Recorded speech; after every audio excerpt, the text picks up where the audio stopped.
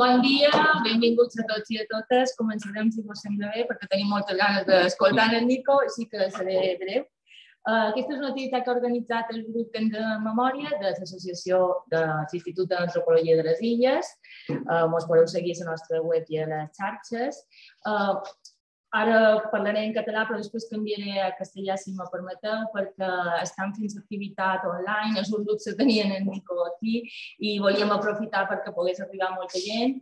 Hi ha gent que l'està seguint online a la resta d'Espanya i a fora, i a altres països. I també la gravem per després poder-la pujar a la nostra web. Volia donar les gràcies en primer lloc a la Biblioteca de Can Sales, que des del primer moment ens han acollit encantats per fer aquesta activitat i altres que ja han fet aquí. Per suposat en Nico, que sé que té una agenda molt plena i ha fet un foradet per estar aquí amb nosaltres. A les persones que esteu aquí i a les que estan online, a l'Associació de Memòria de Mallorca, que també ens acompanyen algunes persones, Amnistia Internacional, que també tenim aquí el seu president de les Illes Balears, i també en Marc Herrera, director general de Memòria Democràtica, que havia de ser avui aquí, però té una obligació institucional a Eivissa i no ens podrà acompanyar. Crec que aquí molta gent ja coneixen el Nico, pero bé, per la gent que está conectada. Pasaré ahora al castellano para que me puedan entender. Bienvenidos a todos y a todas. Y bueno, muy breve os presento a Nico para la gente que no lo conozca. Nicolás Márquez Gran es arqueólogo y antropólogo forense. Estudió arqueología en la Universidad de York, en el Reino Unido. Después hizo un máster en osteología, paleopatología y arqueología funeraria en la Universidad de Sheffield y en la de Bradford, en Inglaterra. Presentó su tesis doctoral sobre las condiciones de vida en poblaciones únicas y romanas de Eivissa en la Universidad de Oxford. Desde hace 20 años analiza poblaciones europeas y de otros lugares del mundo en yacimientos prehistóricos y del siglo XIX. Desde 2008 también colabora con la Policía Británica en la búsqueda de personas desaparecidas, enterramientos clandestinos y catástrofes en masa. Y también participa en la localización e identificación de personas de la Primera y Segunda Guerra Mundial y, por supuesto, de la Guerra Civil Española. Es profesor de antropología forense de la Universidad de Cranfield y es investigador asociado de la Universidad de Oxford. Y tiene también más de 100 publicaciones sobre restos humanos, arqueología y antropología forense. Así que muchas gracias. Nico, y sin más. Gracias, Cecilia, y gracias al Instituto de Antropología de las Illes. Me voy a poner de pie porque prefiero hablar así. El tema de hoy es una visión general de la antropología forense. Es decir, porque yo hago memoria histórica, pues igual hay algún ejemplo, pero es una visión general, porque hay gente que son antropólogos sociales y culturales aquí. Y luego también porque escucháis mucho sobre lo que es la antropología forense y quería explicaros un poquito lo que hacemos en varios contextos. Bueno, para los que estáis interesados, esto es una foto, se ha cortado un poco la pantalla, de una exhumación que dirigí en Almagro, en Ciudad Real, por Mapas de Memoria, que es un grupo de antropólogos sociales. Mapas de Memoria son antropólogos sociales y culturales que han venido también aquí a Baleares y ellos hacían la parte de quién está enterrada en este sitio, ese cementerio, y también entrevistaban a los familiares para poder sacar la información sobre los fallecidos. Si continuamos, los objetivos de hoy, que sea una horita máximo más o menos, y luego pues tiempo para preguntas, es un poco los restos humanos. O sea, ¿qué encontramos? ¿Dónde encontramos restos humanos? Porque bueno, hay muchos contextos, ¿no? Está obviamente la parte policial, judicial, la humanitaria, y luego tenemos pues eso, museos, vemos también restos humanos. Y espero que cada cosita pues nos interese a algunas personas. Así que hay una variedad de gente aquí, pero bueno, vamos a ver si algunas podemos sacar algo de información sobre también lo que nos dicen los restos humanos. O sea, cómo se estudia el esqueleto en esos contextos. Un poco de antropología forense, que ya sabéis, pues, a través de las noticias, que hay un auge de la antropología forense. Más o menos desde los derechos humanos en Latinoamérica, luego en los años 90 en los Balcanes, en Bosnia, luego Ruanda, Camboya. Realmente antropólogos forenses están por todo el mundo trabajando. Los tenemos ahora en Irak, en Siria, en Ucrania, en Malasia. El Comité Internacional de la Cruz Roja, por ejemplo, que tiene un buen grupo de antropólogos forenses que está trabajando pues, en muchos países, ¿no? Entonces está realmente surgiendo bastante, incluso para algunas imágenes que nos han enviado desde Ucrania, pues también podemos analizar un poco los traumatismos que hay en los esqueletos según las fotos de la gente en Ucrania, ¿no? O sea, había un coche bomba aparentemente, con 3 personas dentro, me enviaron las fotos y resulta que esos cuerpos, esos esqueletos estaban autopsiados, o sea, que ya estaban metidos, autopsiados dentro del coche antes de que explotase. Entonces, vemos un poco también análisis de imágenes. Bueno, los restos humanos son fascinantes porque, bueno, puedes viajar a cualquier sitio del mundo, estudiar cualquier periodo, y tenemos muchos contextos. Sé que el color no es tan bueno aquí, me parece, pero tenemos, obviamente, los contextos de incineraciones. Cuando se quema un cuerpo, un cadáver, como dicen, bueno, como se piensan los criminales, no se destruye el cuerpo. Incluso hoy en día en los crematoriums siempre hay restos humanos, siempre hay fragmentos de huesos. Lo que pasa es que luego pasa por una máquina que los hace más en polvo para que se puedan entre los familiares. Pero siempre quedan restos humanos de fragmentos pequeños. Tenemos enterramientos individuales, como en este caso en Francia, que excavamos hace mucho tiempo. Y luego esas fosas, ¿vale? Comunes. En este caso a la derecha, pues también de la peste bubónica, ¿vale? Que hay muchas fosas en Francia, en Londres y también obviamente en contextos de derechos humanos. No puedo olvidar que los esqueletos también se encuentran, pues, en este caso, en las catacumbas en Sicilia, donde fuimos hace unos años con unos estudiantes para poder catalogar un poco la conservación de los restos, porque los cráneos están cayendo, y también es un aspecto de arqueología funeraria que se puede investigar, ¿no? Porque están allí, qué tipo de estatus socioeconómico, qué tipo de personas. Y luego hay esqueletos y huesos que encontramos en capillas, ¿no? En las catacumbas, por ejemplo, en Roma, de los Cappuccini, y luego en museos. Entonces es un periodo fascinante y hay gente que estudia incineraciones, hueso quemado, otros que no, entonces también está muy especializado el tema. Luego, en este contexto de introducción de dónde encontramos restos humanos, hay que pensar que también tenemos restos momificados, tanto en casos judiciales como antiguos, ¿no? Hace 5.000 años, 6.000 años. Y ese tipo de información que obtenemos, podemos obtener contenidos del estómago, a ver qué comieron en su última cena, digamos. Hay tatuajes, el hombre de los hielos, Otzi, tiene tatuajes. Dinamarca, este señor tiene más de 1.000 años, tiene las arrugas, las uñas, también tiene otro tipo de información. Entonces, yo no estudio momias, pero cuando tengo un resto momificado, ya sea para la policía, pues siempre accedo a los tags o las imágenes en rayos para poder acceder a los huesos, ¿no? Entonces, hay mucho tipo de restos humanos. Y luego no hay que olvidar que aparte de esqueletos enteros y partes corporales, tenemos restos humanos que se utilizan para fabricar objetos. Por ejemplo, aquí tenemos, es como un palo de un tribal hawaiano, que tenemos el húmero, ¿vale? El hueso de brazo. Tenemos un bol hawaiano para los cereales, para los frosties, los cornflakes, aunque bueno, en este caso no, con todos los respetos, pero hechos de dientes humanos. Y luego tenemos un instrumento musical de Tíbet que está formado hecho con fémures humanos, ¿no? Y luego hay muchos tipos de objetos, por ejemplo, en Nigeria tienen instrumentos musicales hechos con huesos humanos. Entonces, hay preguntas que nos hacen los museos para saber si es un hueso humano o no es humano. Entonces, a veces estudiamos ese tipo de cosas. En cuanto a los contextos en general, este es el póster de aquí, de la charla, bueno, en Ibiza, donde con la erosión marina se encontraron algunos restos de época romana. Entonces nos llamaron pues, para poder documentar y excavar los restos humanos antes de que se destruyeran por la acción del tiempo. Tenemos aquí una fosa, esta es en Soria, con el Al-Azadi, donde el arqueólogo lo que hace es documentar los objetos también, o sea, qué objetos va asociado con qué cuerpo.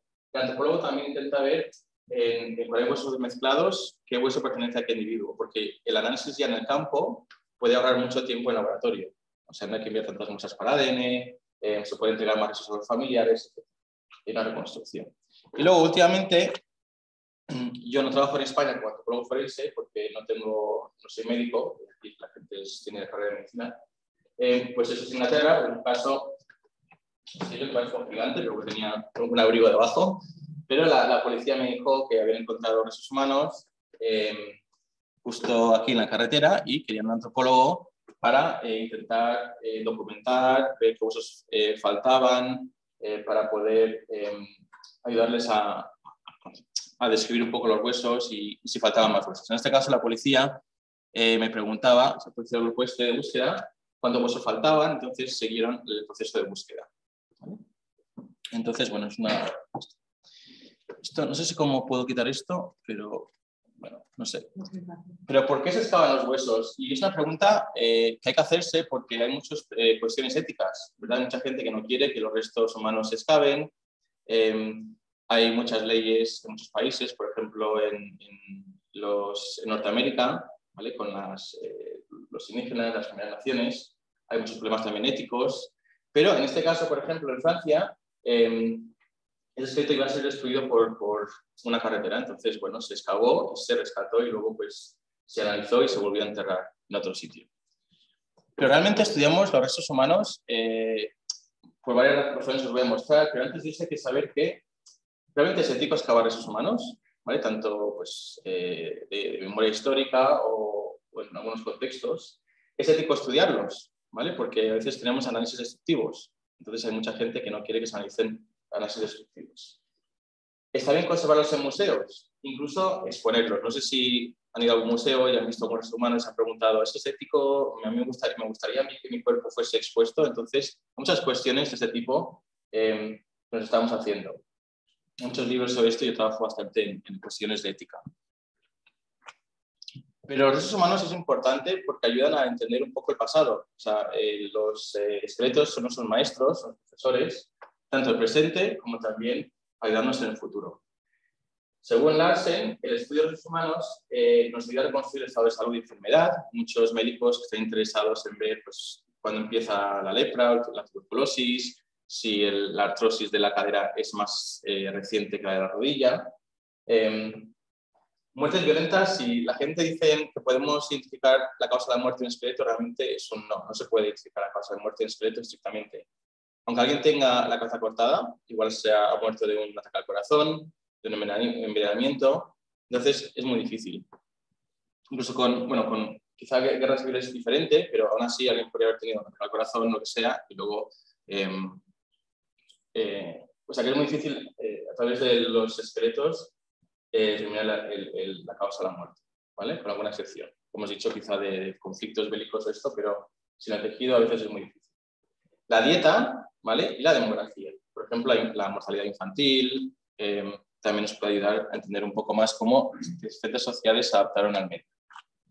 No hay que olvidar también que el saber un poco si el esqueleto es de varón, por ejemplo, de 50 años, pues también nos ayuda con ritos funerarios. Podemos asociar los objetos que hay en una tumba con el sexo biológico o la edad del individuo para entender las costumbres funerarias.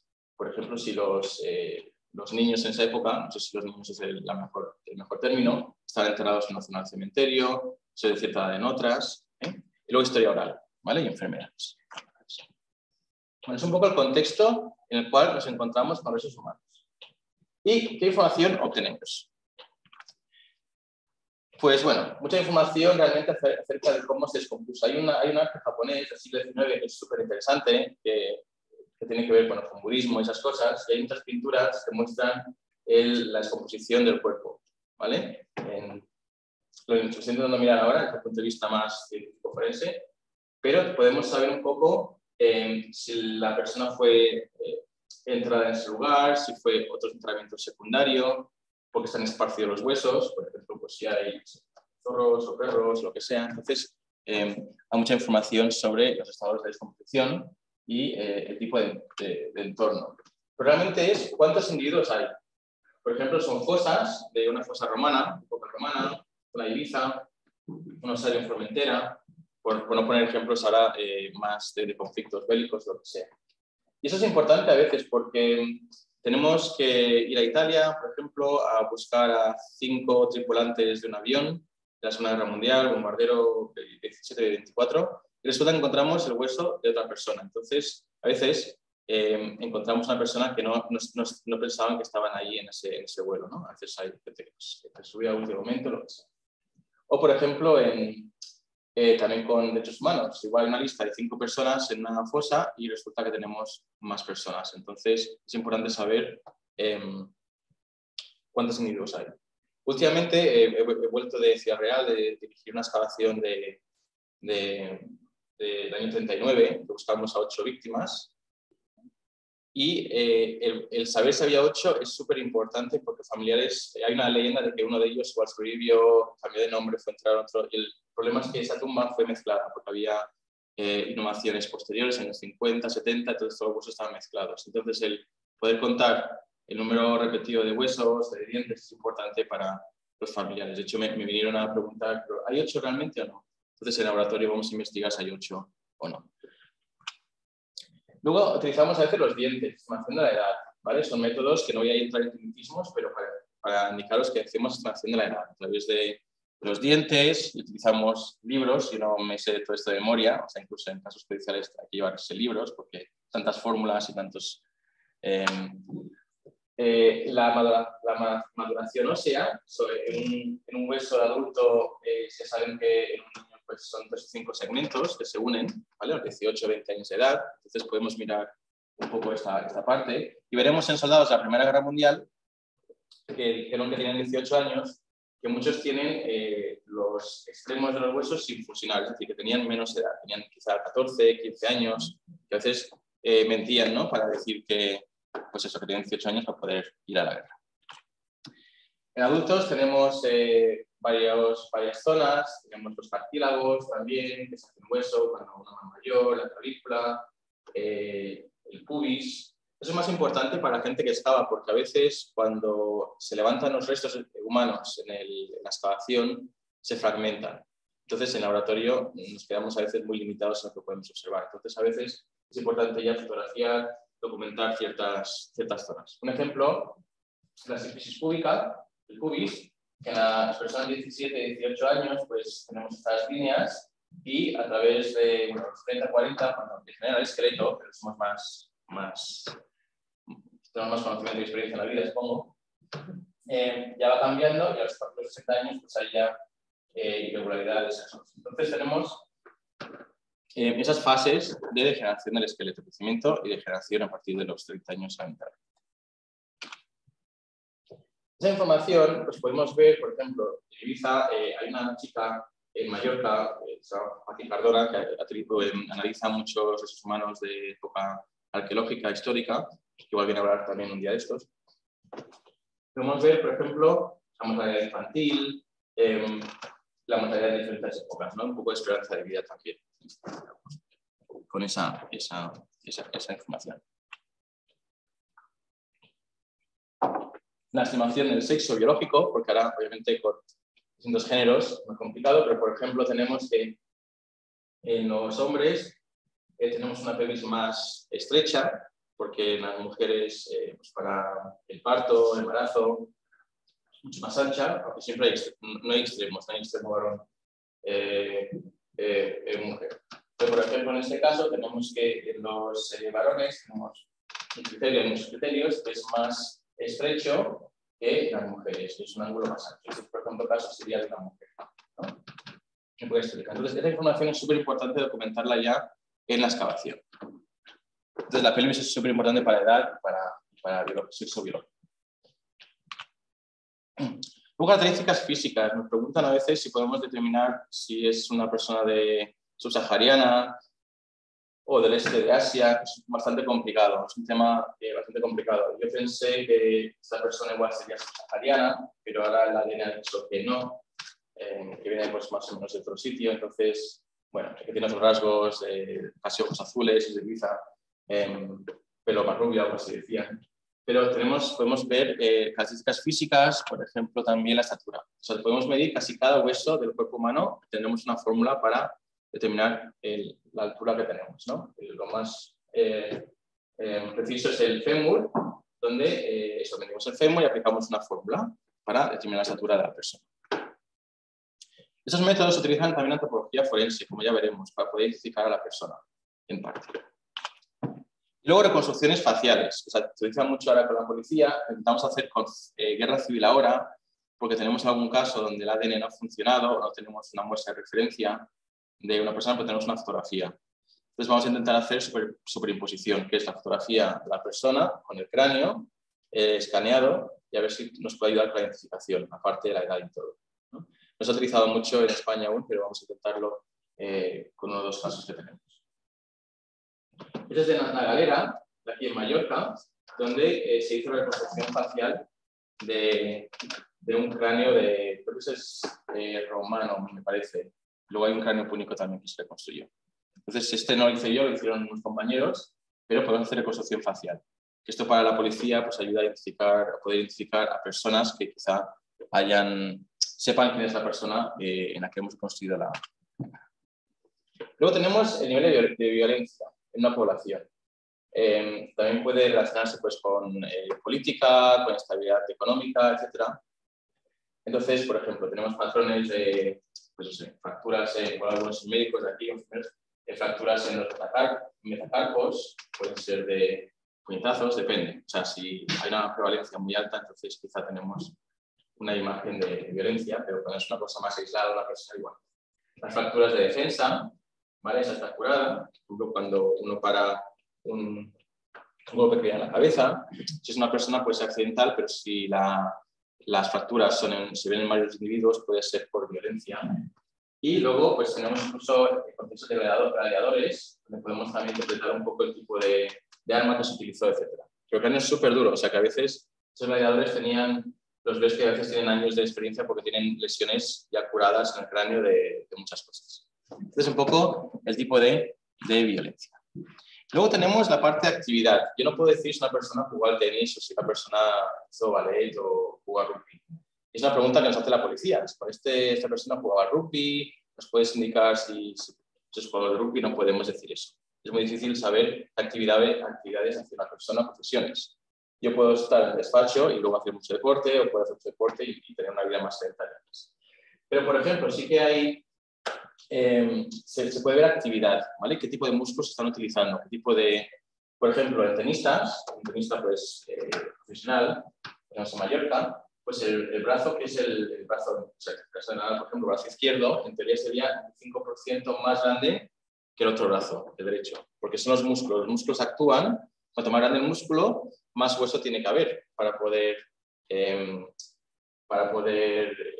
apuntarse al hueso. Entonces tenemos que asimetría según profesiones, ¿no? Sabemos también que, por ejemplo, en algunas posturas tenemos unas facetas de cuclillas. Cuando estamos en cuclillas, a veces eso cambia un poco el tobillo, en algunas estamos en cuclillas. Luego tenemos pues algunas, por ejemplo, el moler, cereales, pues puede causar problemas en la espalda, problemas en rodillas, etc. No podemos decir que esa persona se dedicaba a hacer eso, ¿no? Si encontramos, pero podemos dar una interpretación.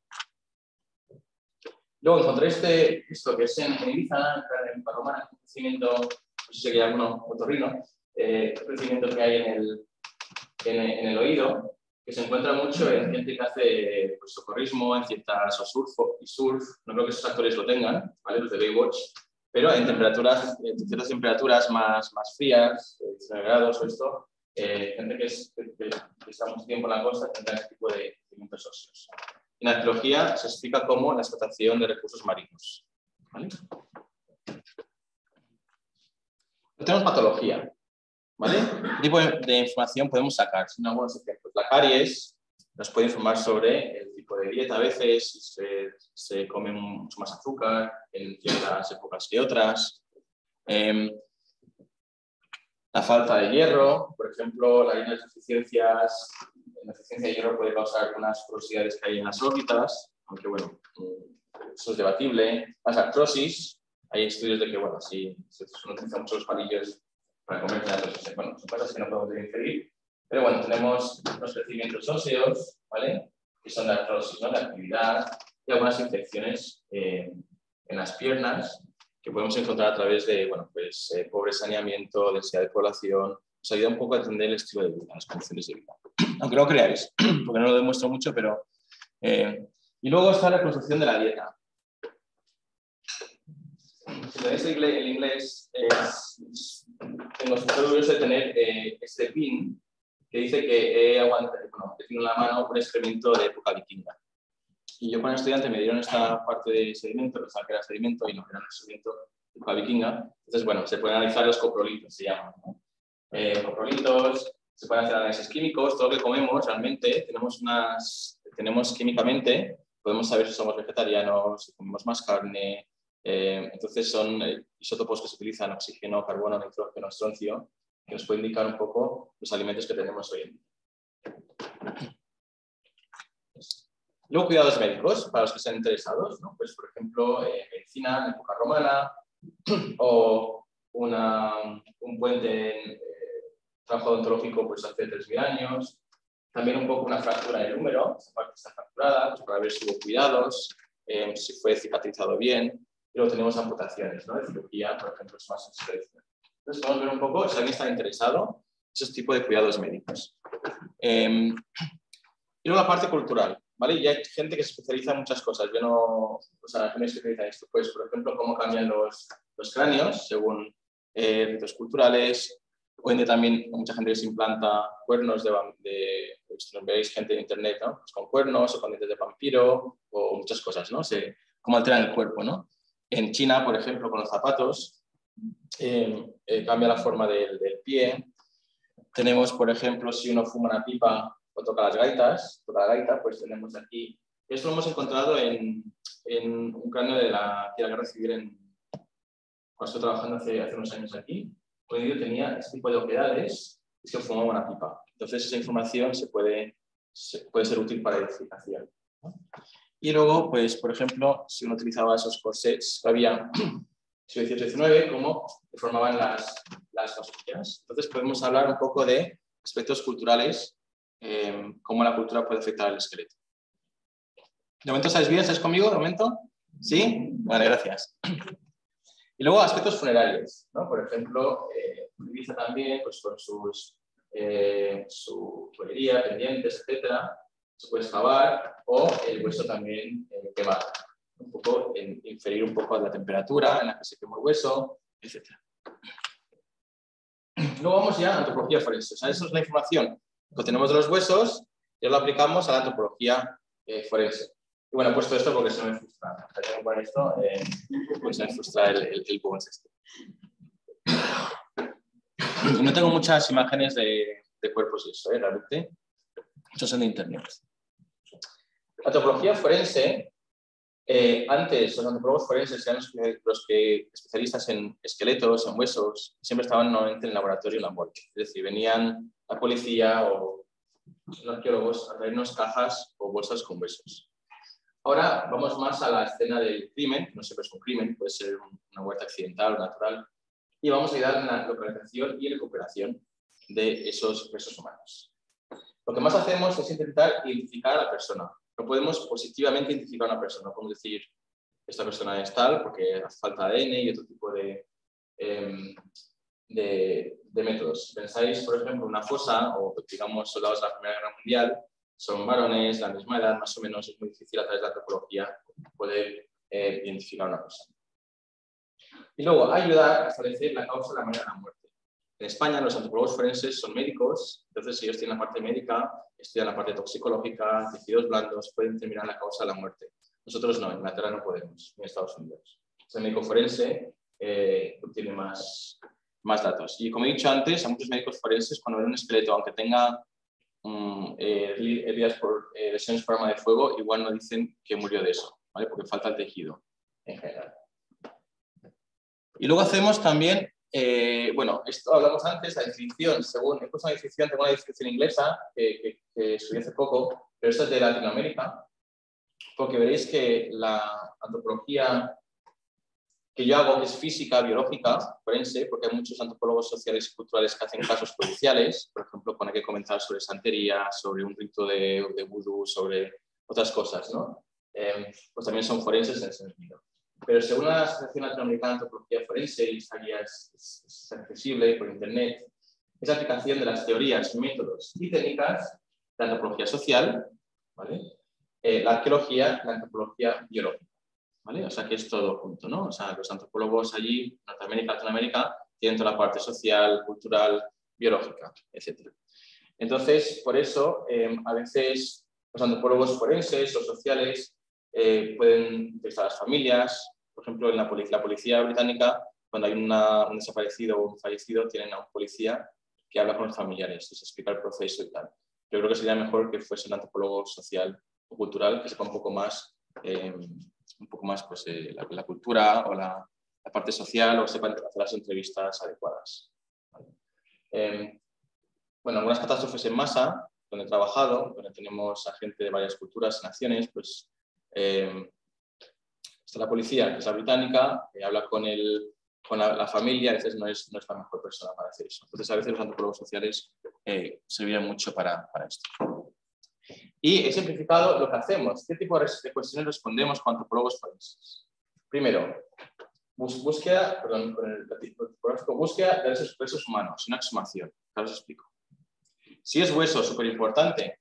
Si pensáis en Nueva York, ¿vale? En el desastre en Nueva York, como hay tanto material, es importante distinguir lo que es hueso de lo que es otro material, ¿vale? Porque a veces el hueso se adhiere al metal cuando hay pues incendios, explosiones, y si es humano o no, ¿vale? Porque, por ejemplo, en Nueva York al principio lo que tenían eran muchos antropólogos físicos, forenses al principio, porque había muchos restos de animales, sea de restaurantes o animales domésticos. Entonces se tenía que separar lo que era resto humano de no humano y pensar que en este tipo de catástrofes a veces solamente es un fragmento la que puede identificar a una persona. O sea que es súper importante poder encontrar un fragmento nada más. Muchas víctimas de Nueva York, que estuve ahí en 2014, unos meses pues, trabajando con algunos de antropólogos, algunas víctimas solo están representadas por un fragmento nada más. ¿Vale? Eso es complicado luego porque hay cuestiones éticas o filosóficas, como se quiera llamar, porque ese resto hay que enviarlo a ADN, si se destruye ya tenemos más cosas, si se destruye y es positivo. Estuve en Chipre hace poco, me dijeron que no pueden enterrarlo porque no había material para enterrarlo, entonces la iglesia dijo que no se podía enterrar. Cosas así, no hay muchas cuestiones así éticas sobre esto. Bueno, si son arqueológicos o más recientes, judiciales. ¿Cuántos individuos hay? Si se puede ayudar a identificar el fallecido, si hay traumatismos perimortem, alrededor de la muerte, reconstrucción facial, etc.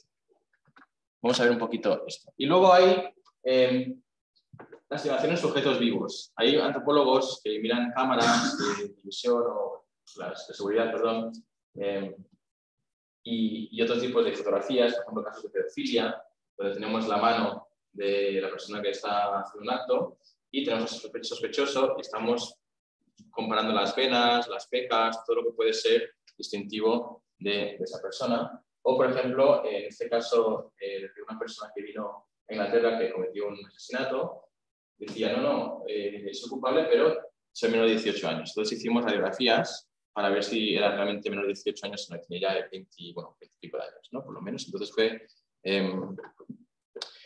condenado pues, como un adulto. Entonces, bueno, esos los vivos también. Ahí, esto nos ha salido esa foto, es otra ilustración japonesa, para deciros que realmente lo que nos mostramos son los restos semi-esqueléticos, semi-descompuestos. Conocemos antropología forense. Lo que hacemos es el perfil biológico que os he enseñado antes, la edad, como he dicho, con los dientes, la maduración ósea, otros cambios degenerativos, el sexo biológico, que no parece quizá ese es el formato en la diapositiva, pues a través de la pelvis, también del cráneo, atributos físicos como la estatura y características únicas de esa persona, por ejemplo, de cirugía, ¿vale? O de los senos frontales que tenemos, muchos senos frontales que estamos constipados, maxilares, son únicos de cada persona, como las huellas dactilares, ¿no? Entonces, pues hacer radiografías, si tenemos una radiografía de una persona en el hospital, pues compararla con la radiografía después de la muerte, son características únicas. Y luego la reconstrucción facial, como he dicho, que a veces se hace por ordenador o ya en 3D. Este es un soldado de la Primera Guerra Mundial, un soldado alemán, que falleció en Boulogne, norte de Francia, y tenemos fotos. El problema a veces en mi experiencia es que muchos familiares no quieren asociarse con personas que estuvieron en un bando u otro en ciertas guerras, ¿no? En la Guerra Mundial, muchos de los soldados alemanes, en mi experiencia, muchos familiares no quieren asociarse a ese familiar que estuvo pues, combatiendo ahí, ¿no? Entonces a veces no hay mucho trabajo de ADN, pero sí que tenemos las identidades, los discos de identidad, los dog tags, y tenemos que hacer reconstrucciones faciales que pueden ayudar quizá a veces.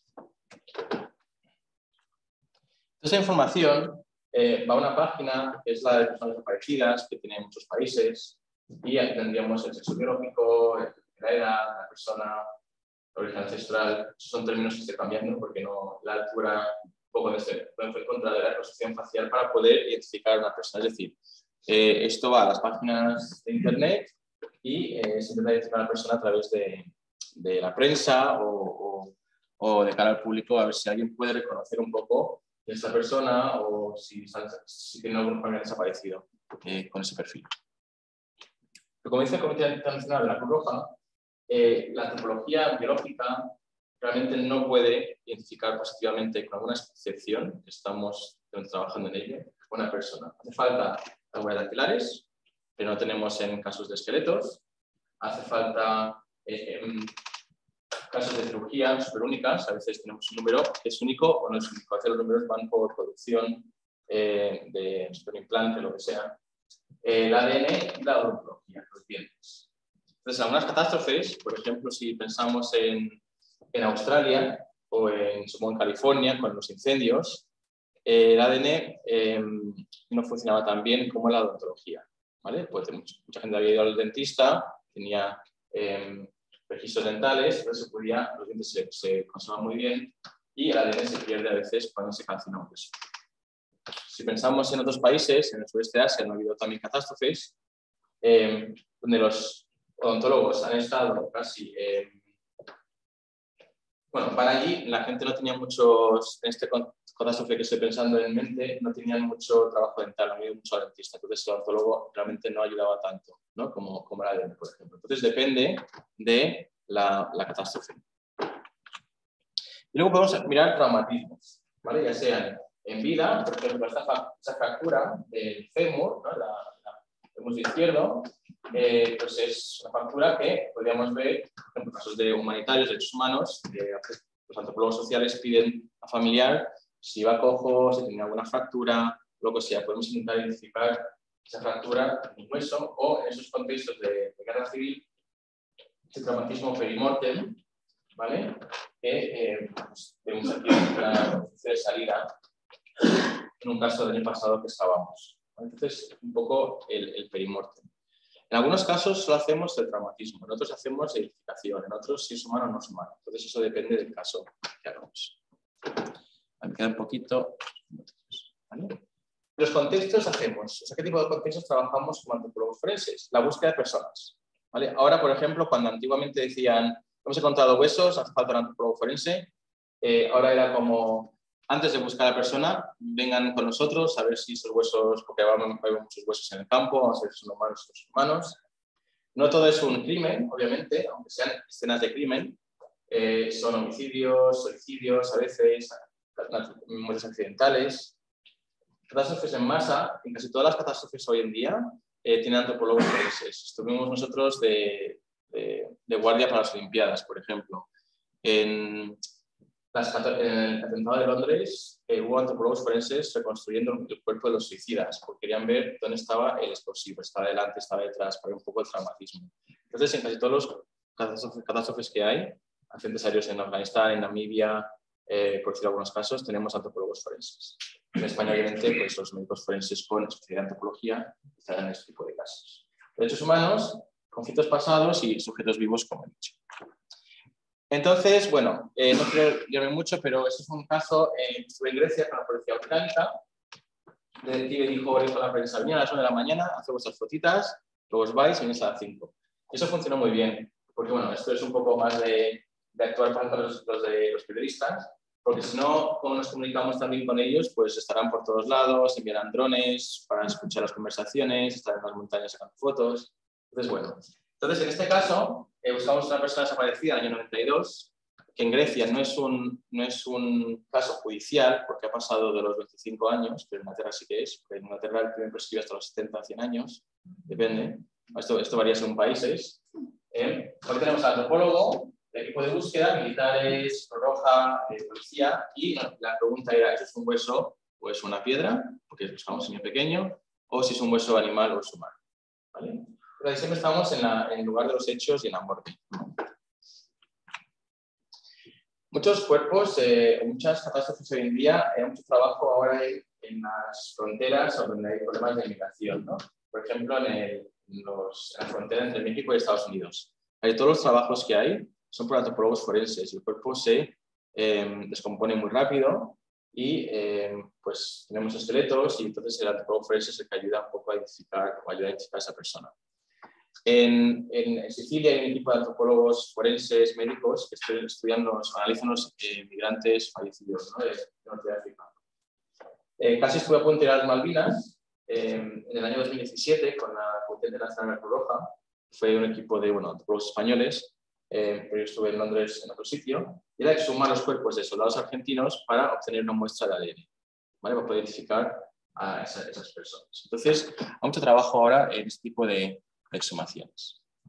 Bueno, los dos casos, estuve también en Portugal, en el caso, por ejemplo, de Madre Matán, en Portugal en 2015, parecido a este que estuvimos en Grecia, donde estamos trabajando en campos donde hay mucho hueso humano, mucho hueso animal. Entonces, es mejor tener un antropólogo ahí para decir, antropólogo forense, perdonado, físico, decir que es hueso humano o es animal. Este caso es un bombardero B-17 que se estrelló en Alemania en la Segunda Guerra Mundial y, algunos saltaron en paracaídas, pero el piloto estuvo al mando, se estrelló, hubo una explosión, entonces tenemos fragmentos muy pequeños. Y lo que hacemos casi siempre es cribar todo esto, es para el Departamento de Defensa de Estados Unidos, que nos lo pide, lo cribamos todo y se encontrar fragmentos muy pequeños de hueso, que luego se envían para ADN. Entonces, eso es un poco la parte de la búsqueda. Eso en superficie, por ejemplo, eso es de internet, pero incluso cuestiones como, por ejemplo, nos llevamos la lata de cerveza por aquí, porque igual tiene ADN de una persona, nos llevamos el paquete de patatas que tiene una fecha de caducidad o de cómo. Entonces, un poco las decisiones que hay que tomar en la escena de equipo. Bueno, si estáis aún conmigo, me queda poco tiempo, pero deciros que luego están aparte excavaciones, y es una broma que digo, pero en parte es verdad. Y la broma es, si compráis una casa en Inglaterra, hay que comprobar el jardín antes, porque hay muchos cuerpos en jardines, ¿vale?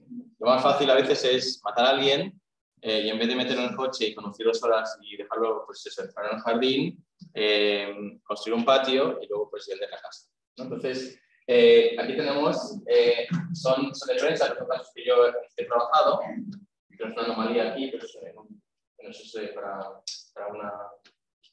es un curso de policía, que es una anomalía, podría ser un entrenamiento con un marcador, pero son casos que he trabajado y aquí estaba, en un patio, fue construido justo después de la desaparición de la persona, pero bueno, resulta que estaba, nos damos imágenes, estaba aquí la persona dentro del comedor, un señor de 60 años que vendió la casa para mudarse con esta chica más joven y la historia es que le dijo si podía preparar un estanque para meter peces y eso, y pues cavaba, pues le dieron, ¿no? Por detrás y se encontró ahí, en el jardín.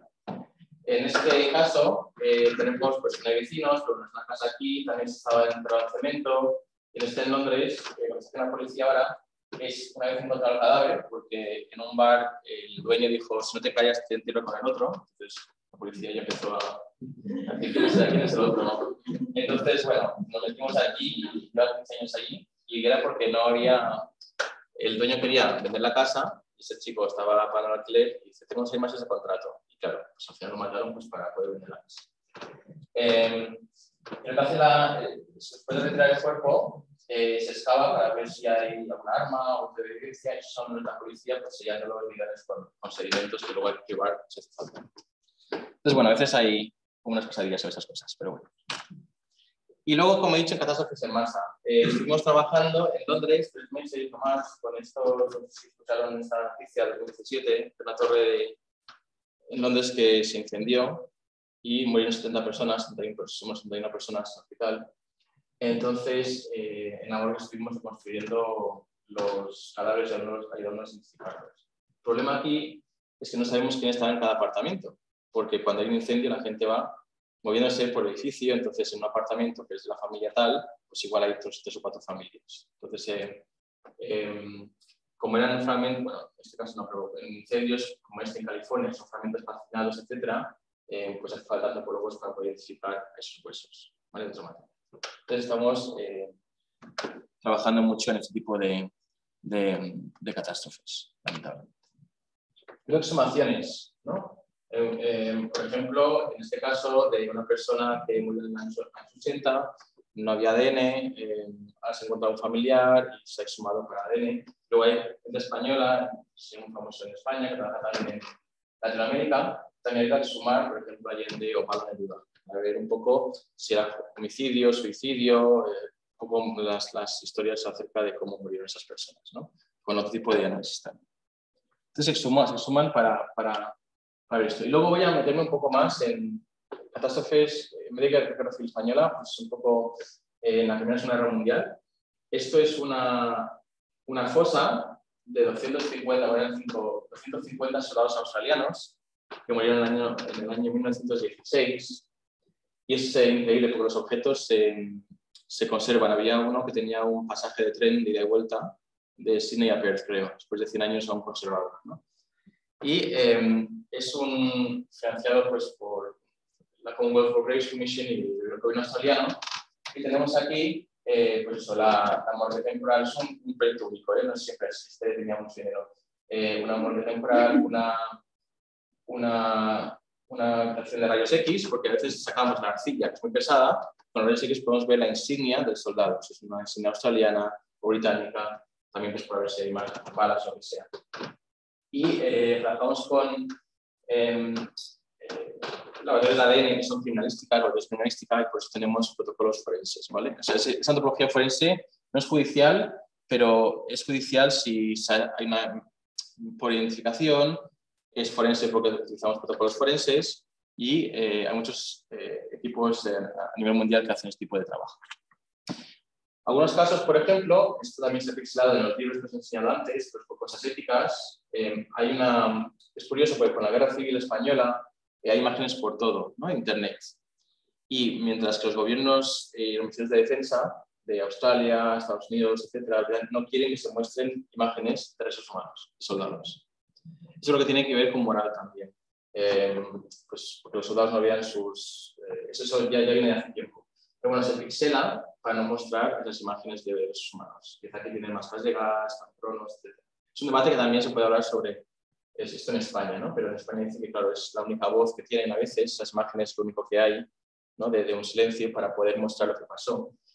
Pero bueno, esta es la excavación, estudios en Bélgica, tenemos entrenamientos en trincheras, en este caso en el Pacífico, en la isla de Tarawa, donde fuimos a encontrar soldados estadounidenses. Aquí encontramos japoneses también. Entonces, si vuelvos japoneses, que suelen identificar a las personas, ¿no?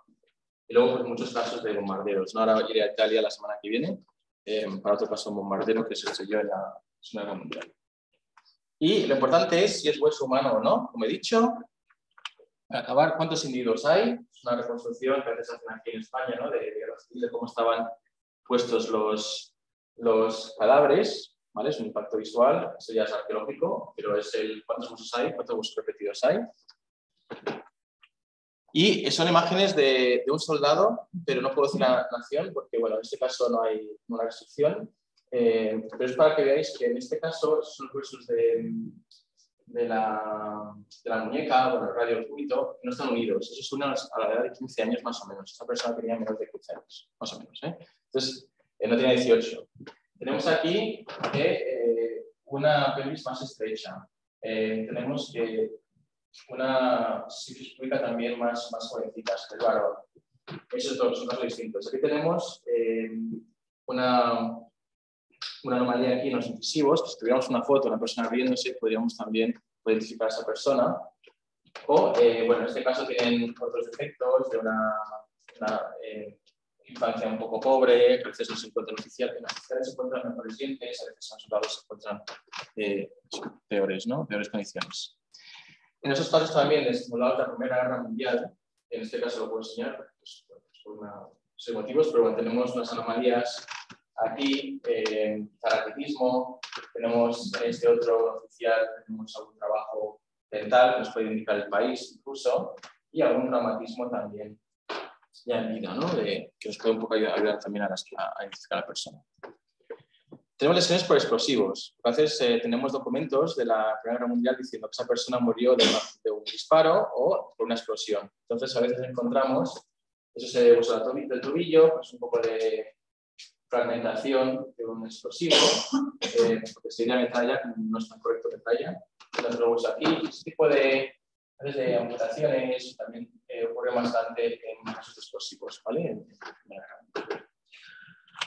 Y ya no solamente indicaros también que los huesos, lo que habéis visto, también nos puede indicar un poco la vida en las trincheras. Pocas condiciones de vida, que tenemos un acceso con, bueno, pues, por higiene bucal. Aquí tenemos, se ponen muchos soldados, unas hernias, bueno, unas hernias discales, que son vértebras, son los nódulos de Schmoll que se llaman, es por cargas pesadas. También tenemos las fracturas en otras que se encuentran en gente que hace maratones o futbolistas, ¿no? Que es también de andar mucho, ¿no? Entonces podemos un poco recrear esa perspectiva biológica del soldado. Pero siempre lo que hemos dicho que hace falta el ADN y los familiares. Son algunos de los soldados que hemos identificado a la Primera Guerra Mundial. Esta señora identificamos a través de ADN a su hermano, ya tenía 8 años cuando él murió en la Segunda Guerra Mundial en Italia, y bueno, se puede funeral con todos los honores. Entonces, pues se está haciendo este tipo de trabajo en muchos sitios, ¿no? Y acabo diciendo que la antropología y la arqueología forense pues nos puede ayudar mucho a identificar a las personas de desapariciones forzadas, ¿no? Entonces tenemos el arqueólogo que descubre, documenta los restos, estudia el material, ¿no? Y el antropólogo que pues también intenta hablar con esos huesos en cierta manera para poder identificar a esa persona con otras técnicas. Es un conjunto entre todas las personas, antropólogos sociales, historiadores, etc. Y resumo diciendo que, bueno, es una... No sé si el sábado por la mañana temprano, después de viajar y tener que viajar otra vez, tengo toda la energía o pasión que no antes suelo dar, pero tenemos, bueno, los arqueólogos, esa es la excavación de Almagro del año pasado, buscando unas 26 víctimas del año 39. Estamos en investigación porque aún así tenemos métodos que son no solamente muy útiles, son métodos que son norteamericanos o ingleses de hace mucho tiempo. Entonces hay que desarrollar métodos para estimar la edad, la estatura, etcétera, ¿no? Yo utilizo fórmulas de Norteamérica para estatura, por ejemplo, en otro país. Entonces a veces no funciona muy bien. Tenemos unas tecnologías, por ejemplo, láser, impresiones 3D, los tags, los microtags, nos pueden ayudar. Y obviamente toda esta información que hacemos en ese trauma es para también ayudar a los familiares. Porque aparte de un entrenamiento digno y devolver los restos a los familiares, también quieren saber qué pasó, en este caso el trauma. En Chipre, cuando estuve hace unas semanas, que es la guerra de 1774, entre chipriotas griegos chipriotas turcos, no pueden mostrar trauma a nadie. O sea, es una cosa diferente, ¿no? Son equipos bicomunales de los dos bandos que trabajan juntos, ¿no? Y los políticos que son también de los dos bandos. Trabajamos en una zona neutral, Naciones Unidas, una zona verde. La parte norte están los turcos chipriotas, la parte sur los griegos, y trabajan los dos partidos políticos juntos. Y también psicólogos. Es muy importante, me dijeron los psicólogos que igual lo que faltaba también en España es que hubiera también, aparte de el encontrar los restos y visitar la fosa, yo tener el homenaje público, hace falta tener algo más privado para familiares, que puedan ver el resto humano antes del homenaje en general, ¿no? Porque el homenaje es un acto más abierto. Entonces, bueno, los psicólogos decían que eso era bastante importante, tener un rato privado, ¿no? Al familiar que vea los restos antes del homenaje en general. Pero bueno, ellos no pueden mostrar trauma, pero sí lo explican si hace falta. Y acabo con esta foto que la hice en Hawái hace unos años, cerca de Pearl Harbor, porque en Hawái hay una base militar, tienen 300 antropólogos, ¿vale? Y arqueólogos forenses, porque lo que hacen es van a Corea, van a Vietnam, a Laos, Camboya, Palau, Fiji, a recuperar, por ley, tienen que recuperar 200 soldados por año, por ley. Teniendo en cuenta que a veces estas excavaciones que hacemos, por ejemplo en Italia, es un soldado nada más, entonces son bastantes, ¿no? Pero bueno, en el cementerio militar estuve viendo esta lápida que ponía 2 desconocidos y bueno, lo que queremos es obviamente con historiadores, arqueólogos, antropólogos darles un nombre a los que están allí. Muchísimas gracias.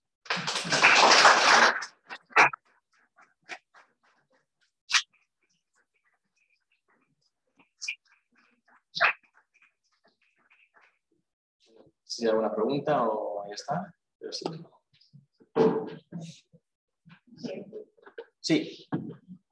Bueno, como usted muy bien sabe, imagino que la mayor parte de las personas que estamos aquí, en España y hasta ahora, la responsabilidad de las exhumaciones de las víctimas del franquismo recaen sobre las propias víctimas. ¿Eso se da en el resto de Europa?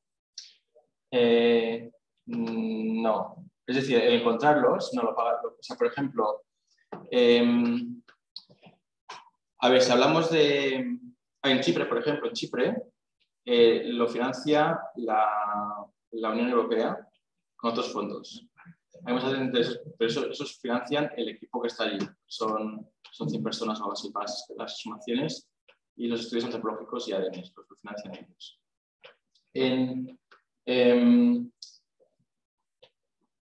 Por ejemplo, en cuanto a las víctimas de la Primera y Segunda Guerra Mundial, en Estados Unidos es el Departamento de Defensa. Ese es su logo, el no olvidar a nadie, no dejarlos atrás. De hecho, las familiares a veces no saben qué se está buscando hasta que se ponen en contacto con ellos. No viene a través de los familiares. El Ministerio de Defensa británico, porque hay miles y miles y miles de soldados de la Primera Guerra Mundial, no pueden activamente exhumar. Lo que hacen es, si encuentran restos humanos, que se encuentran mucho en Bélgica y en Francia, pues hacen carreteras o trabajos agrícolas. Entonces ellos están encargados de ver si hay un familiar, por ejemplo, de hacer ADN, pero sí que se encargan del funeral, eso sí, del funeral también. En Canadá igual. Entonces a veces son los gobiernos. No sé si eso ayuda a lo que me está indicando. En Bosnia, que estuve allí en noviembre, el año pasado, haciendo unas cosas, pues ahí sí, está el laboratorio de personas desaparecidas, que fue también creado por una persona de Estados Unidos antes, una tipo de financiación extranjero, de hecho, sí, una vez del mismo país. Entonces, sí, los gobiernos. Y como he dicho, para Estados Unidos es por ley, tienen que identificar los centros por ley. Sí, por Congreso. ¿Eso contesta a lo que preguntaba usted? Sí, vale. Sí. Nosotros que somos de la Asociación Memoria de Mallorca, nos ponemos los pelos de punta cuando vemos que en toda la zona de Ucrania ahora se están haciendo unas exhumaciones y aquí en nuestro país, después de tantísimos años, tenemos que luchar los familiares, como se decía aquí, ¿no?, para que se hagan exhumaciones. No es el caso de Baleares, que tenemos la suerte, ¿no?, que vamos ya por un cuarto plan de cosas, sí, en el que además sí que se incluyen psicólogos por primera vez, sí, es una novedad, sí, sí, pero que en el resto de la península están a muchísimos lugares a años vista, Extremadura, por ejemplo, claro. uno de ellos, ¿no? Claro, la diferencia que hay entre cosas que tú nos explicas o lo que está ocurriendo aquí tiene que ver con una impunidad heredada de una dictadura. Sí. Siempre se dice, ¿no?, y todo el mundo oye, Camboya España es el segundo lugar después de Camboya, pero es que es verdad. Sí. Esto es una verdad como una casa en los años que tenemos ahora, ¿no? Tú has trabajado con Zadi, has trabajado con ATIS, ¿no?, que son los equipos que han sido contratados aquí por concurso público, que también ha de quedar muy claro, por concurso público siempre, y realmente, claro, hay que tener una sensibilidad muy importante para poder tratar con los familiares. Claramente, sí. Toda la situación realmente en este país es muy, muy grave, aunque la gente no se da cuenta. Sí, ¿no? sí. No sé lo que piensas, pero vamos, ¿es ético exhumar? No, yo diría que no es que sea ético, es que es imprescindible. Claro, es que hay que hacerlo. Claro. Sí, por lo menos por el entrenamiento digno, o sea, de esa persona, ¿no? Porque me pasó con un cuerpo de un caso judicial que no era muy bonito de ver, un cuerpo lleva ahí una semana nada más, estaba intentando moverlo, le estaba haciendo un poco de daño al cuerpo, y digo, bueno, por lo menos te he encontrado y te vuelvo a entrar directamente y te recordarán y sabrán dónde estás, ¿no?, que es lo importante. Pero sí, que tenga que hacer la asociación de familiares es bastante, bueno, sí, no es muy aceptable, digamos. Lo que sí también sé que igual también tiene que haber más información, no sé especialmente en este caso, pero me acuerdo en México me decían las madres desaparecidos, bueno, es que el ADN lo gana todo, ¿no? Me di cuenta que había que manejar esas expectativas familiares un poquito más, ¿no? Por eso me gustaría hacer más talleres también para cosas de ADN, para cosas para que se vean que no siempre se puede identificar a todo el mundo. Pero sí. Sí, es un dinero, sí. Y eso es una verdad importante, ¿eh? Sí. Que hay más de 200 Claro. recuperados, Claro. pero no identificados todavía. Claro, sí, sí. Y claro, sí. También son laboratorios distintos a veces, ¿no? Que utilizan ADN, por ejemplo. Claro. Todos nombraron unas técnicas que parece que todavía no se utilizan. Sí, claro. Sí, la sí. reconstrucción facial, Sí, sí, se puede probar. Claro, todo es dinero también. Sí, claro, exactamente. Y sea, claro, comparado con otros países, claro, en los países hay mucho más dinero para este tipo de cosas. El Ministerio de Defensa de Estados Unidos, como no dinero, o sea, es un buen porcentaje, o sea, un porcentaje muy pequeño, pero tiene muchísimo dinero para este tipo de operaciones. Sí, señor. A propósito de lo que estabais diciendo, ¿en qué medida la nueva ley que se acaba de aprobar ahora, la Ley de Memoria Democrática, puede facilitar el trabajo de los arqueólogos y de otros investigadores que están trabajando en este tema tan delicado y tan sensible? ¿En qué medida la nueva ley mejora la situación y cuáles siguen siendo las carencias que seguirían pendientes?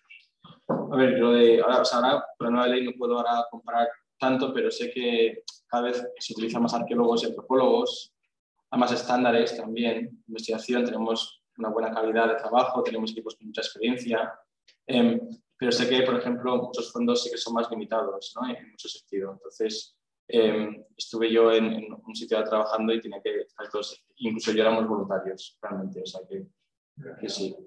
Pero bueno, sé que ahora, por ejemplo, la ley pone también lo de una restauradora, me parece, los psicólogos o protocolos de... entonces sí, pero ahora no puedo comparar realmente el trabajo este con la nueva ley. No, pero sí que podemos decir nosotros que la nueva ley no soluciona realmente el tema de la impunidad. Claro. Sí que ayudará a muchas comunidades autónomas que, por ejemplo, no han querido mover el dedo, las obligará de alguna manera a sumar, pero no soluciona ni la mitad de los problemas que tenemos.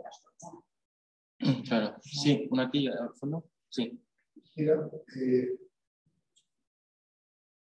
nosotros en Chile tenemos varios miles de desaparecidos. Sí. Y los gobiernos democráticos han hecho poco o nada por encontrar a todos los compañeros y compañeras desaparecidos. Como decía la señora, en muchos casos son los propios familiares los que tienen que asumir la responsabilidad. Pero antes de exhumar un cuerpo, hay que tener los permisos de las instituciones, sea el ayuntamiento, sea el original, de donde sea. Y eso conlleva tremendas dificultades. Y el objetivo último no es el reclamamiento digno, que también es la justicia. Sí. Porque nosotros en Chile todavía tenemos a esos torturadores que están vivos. Y aquellos que están condenados están en unas cárceles de lujo, con piscina, con gimnasio, o sea, unas cosas increíbles. ¿Ya? Y son los condenados por tortura y por desaparición. Sí. En una guerra que dispararon de allá para acá, de aquí para allá no disparamos. Y ahora sí mismos hablan, en muchos casos hablan del uso de la violencia. Son ustedes los que bombardearon la moneda. Son ustedes los que hicieron desaparecer a la gente. Son ustedes que usaron las instituciones, los bancos, etcétera, también las militares y civiles, ¿ya? Para hacer desaparecer a más de 8.000 compañeras y compañeros. Que todavía, en algunos casos, sabemos que los tiraron al mar. Sí, es verdad, sí. Amarrados con líneas de tren, en filas, 4 o 5 cadáveres, vivos en muchos casos, los tiraron al mar. Sabemos que eso pasó, porque lo han confesado, pero va a ser imposible recuperar esos cadáveres. En otros casos sí. Pero está todo en el llamado institucional, que impide que hagamos justicia. Queremos recuperar el cuerpo, pero también queremos justicia. Sí. Esto, bueno, estuve en Chile hace unos años con el equipo de derechos humanos, que es un muy buen equipo, pero me recuerda también el caso del Líbano. En el Líbano, por ejemplo, están preparando para exhumar y pero no les permiten exhumar. O sea, están con base de datos, de ADN, están con el mapa de dónde están las fosas, pero el gobierno no les permite exhumar aún, porque claro, el gobierno es lo que hizo eso, ¿no? Entonces el Líbano está preparados ya, llevan muchos cursos y todo estuvimos ahí también, están intentando aprender de otros países, están listos, pero nos permiten exhumar. O sea, que pueden hacer todo lo demás, pero no exhumar. Entonces, bueno, sí, esto pasa. Espera, una pregunta al final, ¿que había? Sí. Sí. Has comentado en unas cuantas ocasiones que en España los que hacen este tipo de trabajo son médicos forenses.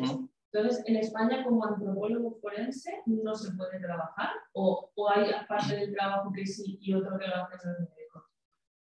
En teoría, el antropólogo forense en España es un médico forense primero, con una especialidad de antropología forense. Sí que hay una persona, la Especialidad Nacional de Toxicología, que sí que tiene, creo que la carrera de biología o antropología, o el formar parte de la policía, ¿no? Pero yo, por ejemplo, no podía trabajar judicialmente en el Reino Unido, en España, porque tengo mucha experiencia. Sí ayudo, pero claro, no puedo escribir informes, ni firmarlos, ni cosas así. Pero sí. Entonces, se intenta cambiar esto un poco, porque ¿qué pasa con los arqueólogos? También los arqueólogos, por hablar de arqueología, pues cuando tengo más charlas de arqueología, hay muchos beneficios de tener un arqueólogo en una escena de crimen, ¿vale? ¿Qué pasa? Pues claro, como no son policía y no son el Ministerio de Justicia, pues parece que no. Lo que conozco es que sí que ayudan a médicos forenses, pero no pueden ni firmar, ni se les paga, ni nada de esto. Entonces, yo sé que más adelante los especialistas realmente están en universidades o en otros sitios, ¿vale? Porque los especialistas en entomología, en botánica, lo que sea que hace falta para hacer el crimen, son los que hacen la investigación y los que tienen las novedades, las técnicas, ¿no? Entonces tendrán que salir de ese círculo del ministerio o de la policía.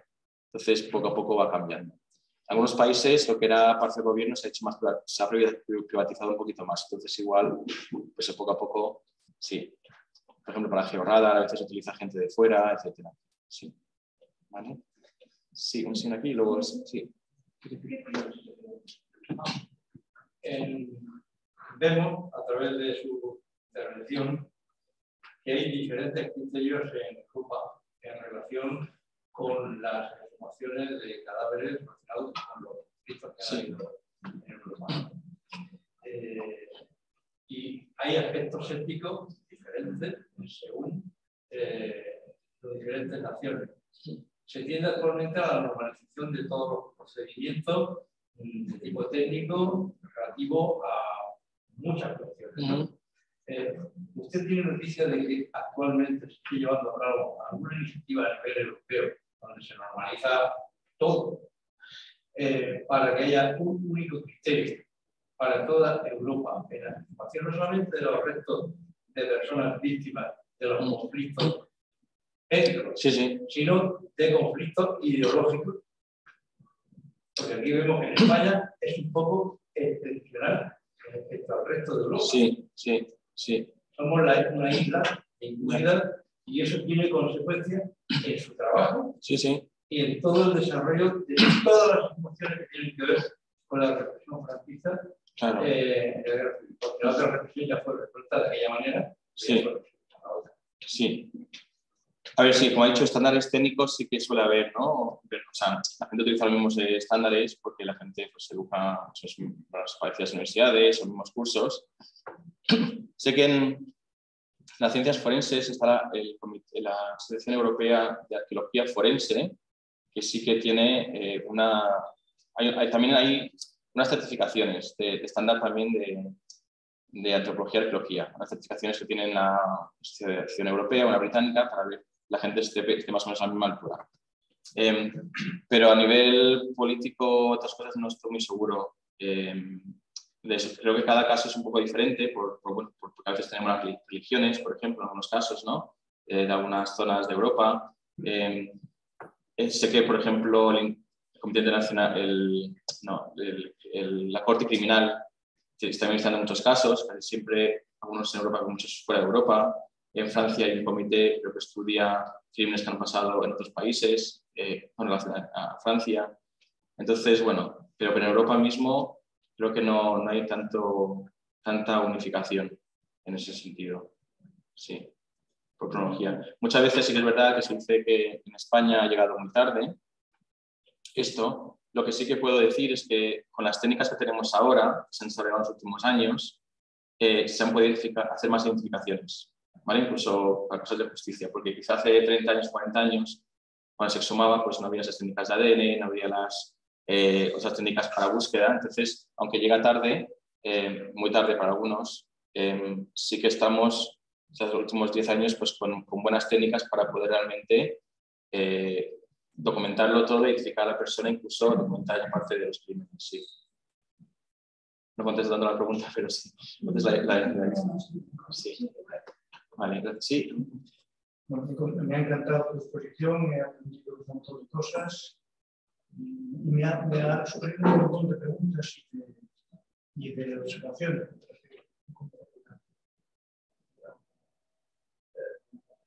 Recorrer esto de mis características.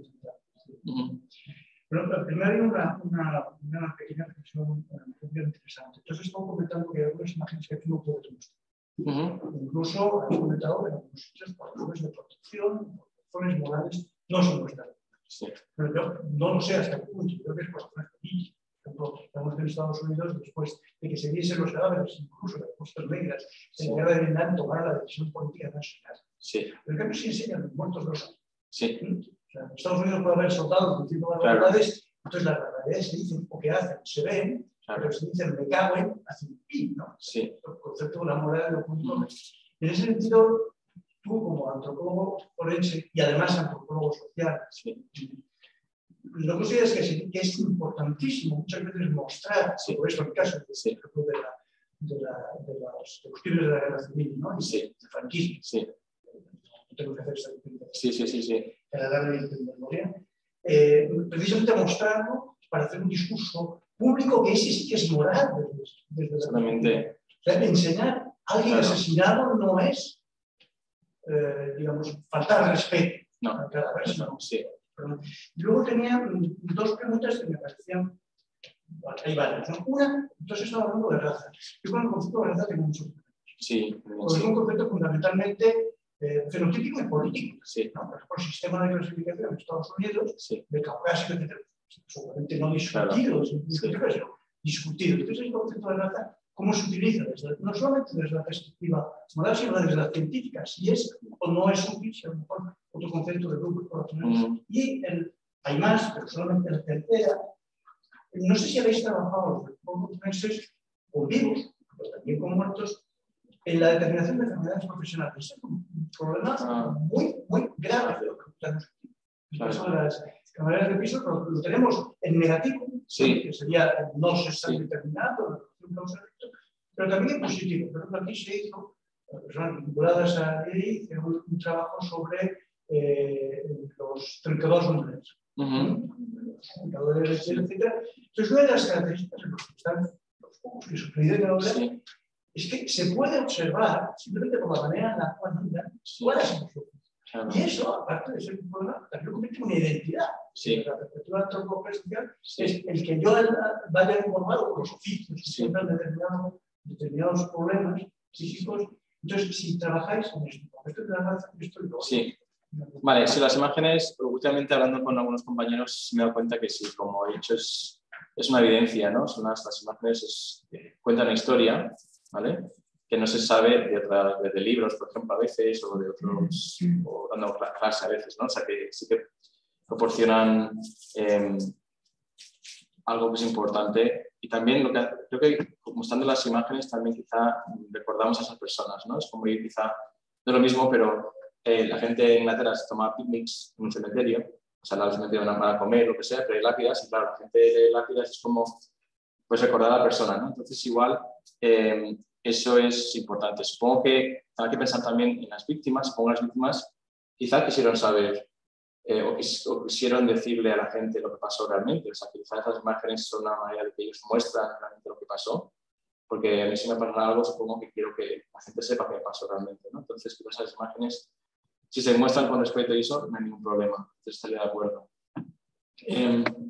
Lo demás sí que son más políticos. Yo creo que en los de Australia creo que era porque el Ministerio de Defensa en general, la norma es no mostrar cadáveres, pero también de soldados actuales, por moral. O sea, es decir, aunque tengan 100 años, bajan para eso. Imágenes sí. Lo de la raza de origen ancestral, o ahora se llama actividad del cuerpo poblacional, es un debate en la antropología forense. De hecho, hay varios artículos el año pasado si se debería hacer o no. ¿Vale? Antropólogos dirán que sí, porque saber si una persona tiene rasgos, digamos, saharianos, puede ayudar a una persona, ¿no? Entonces, primero, los términos, sabemos qué términos utilizar, porque puede decir que una persona es... a ver, en Estados Unidos se utilizan europeo para blanco. En Europa no somos... O sea, somos de todo, ¿no? Realmente. Entonces, hay muchos debates, lo puedo mostrar, donde se dice si lo hacemos o no lo hacemos. Las técnicas parecen que, bueno, algunas dicen que las técnicas tampoco son buenas, porque en una base de datos, lo leo muy breve, en Estados Unidos, donde pone que una persona es hispana, ¿vale? Latina. Pues si pensamos en una persona en Cuba, tenemos cubas que son más indígenas, otros que son más afrocaribeños, otros de descendencia blanca europea. Entonces, claro, eso es una parte que no bien. Y la parte de ocupación, sí hay algunos estudios que están utilizando ahora de marcadores de estrés fisiológico según, por ejemplo, en la profesión. Estoy interesado, por ejemplo, en poblaciones de Ibiza, como producía mucha cerámica, qué tipo de afecciones tenían los ceramistas. Así que hay estudios ahora, se han hecho en Chile, se están haciendo en Grecia, sobre los ceramistas de hoy en día.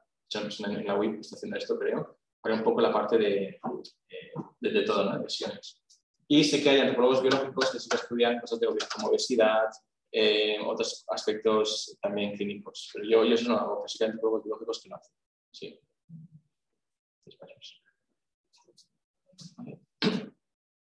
¿Alguna cosilla más? ¿Estás contentos? ¿Sí? ¿Has aprendido algo? ¿Nos despiden en...? Vale, pues ya está. Pues eso, os dejo entonces. Gracias.